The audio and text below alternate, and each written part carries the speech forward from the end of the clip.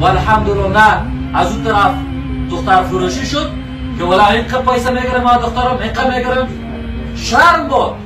شرم بود به اون پدری که از فرزند خود از دختر خود پول بگیره. احد حق نداره که از دخترش پول بگیره.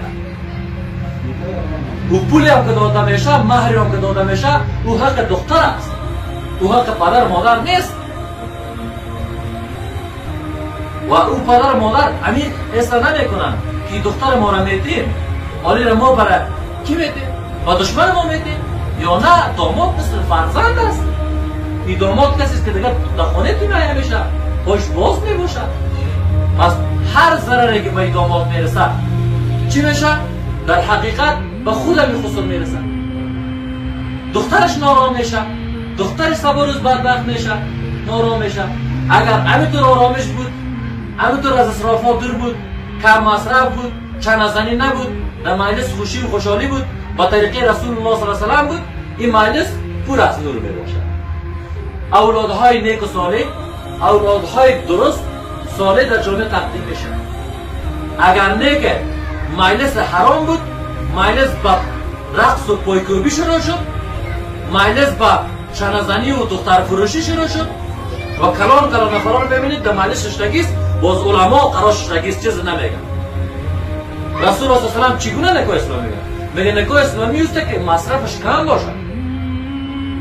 صحابی میاد یا رسول الله میگه من پیسه ندارم زن بگیرم. پیسه ندارم میگه یک سوره را یاد داری؟ یک سوره بخونم اون مهرش. همون مهرش یک سوره یاد بده، باقی به همسرت همون چیش هست؟ مهرش هست. نمیگه که با من یک تا بز بیار، نمیگه یک تا شطور بیار، نمیگه که زمین بیار، نمیگه خانه بیار. امروز این ازدواجا را من شما سخت کردیم. رواج و نه چیزی که رسم و رواج جامعه است. خاک و سر رسم و رواج جامعه. رسم و رواج جامعه گفته ما از اسلام دور شدیم، دین خود ترک کردیم. رسم و رواج کدام رسم و رواج هست؟ رسول الله صلی الله علیه و سلم که طریقش درست باشه. همسر همراه شوهرش خوب زندگی بکنه، آرام زندگی بکنه. این بیچاره 4 سال 5 سال مزدورکاری بکنه، بیاردش 5 لک روپیه یک شده توی مصرف کنه.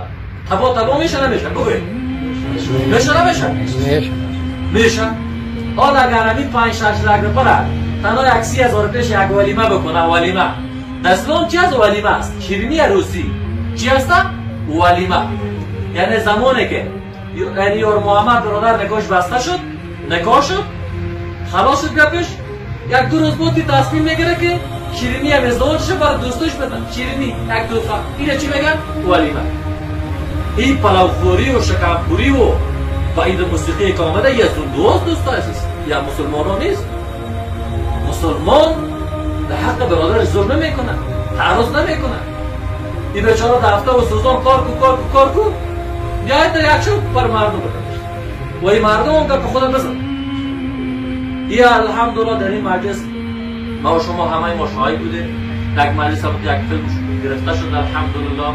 الله متعال این مجلس ما و شما را پر از نور بگرداند. الله متعال همه ما و شما را توفیق نصیب کنه که در هر جای همین گپا چی کنیم؟ پیاده کنیم.